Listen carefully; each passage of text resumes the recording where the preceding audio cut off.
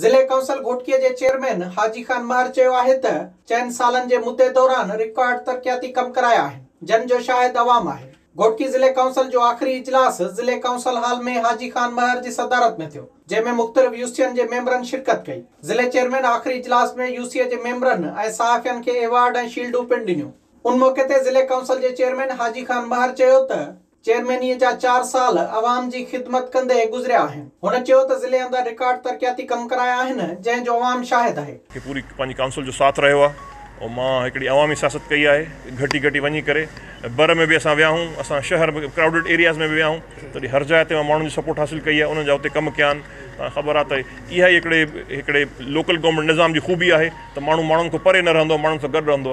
मां बिना कंहिं हे ॾिसो था केॾो ॾुखियो वक़्तु गुज़रे थो, बिना कंहिं गर्मी जी परवाह कए, बिना कंहिं बीमारी जी परवाह कए मां पंहिंजे माण्हुनि सां गॾु आहियां। मुंहिंजी दिलि मुतमइन आहे, मूंखे अलाह सां हिकिड़ी ज़िमेदारी रखी हुई, मुंहिंजी अवाम मुंहिंजे मथां ज़िमेदारी रखी, मां उनखे बिल्कुलु तहे दिलि सां वरी महिनत सां उनखे निभायो आहे, मुंहिंजे मेंबरनि जे ज़ोर ते, पंहिंजी संगत जे ज़ोर ते, सरदार अली गौर ख़ान जी लीडरशिप जे ज़ोर ते। हाजी खान महर चयो त अवाम जी अञा वधीक ख़िदमत करणु चाहियां पियो, पर आख़िरी वक़्त में पीपी सरकार असांजा फंड रोके ज़्यादती कई आहे। हाणे मुंहिंजी जेका बजट फ्रीज़ कई वई आहे, जंहिंजे करे मां सम्झां थो मां 50 प्लांट ठाहिया आहिनि। अगरि मां सिंध गवर्नमेंट ज़्यादती न करे त मां अहिड़ा 50-100 प्लांट ॿिया हणा, माण्हुनि जो मसइलो वधीक भले तरीक़े सां हल करे सघां। ज़िले चेयरमैन हाजी खान महर वधीक चयो त इंशाअल्लाह ॿीहर अवाम जी ताक़त सां कामयाबी माणे माण्हुनि जी भरपूर ख़िदमत कंदासीं। विज़िट कयो अवामी आवाज़ मीडिया ग्रुप जी वेबसाइट awamiawaz.pk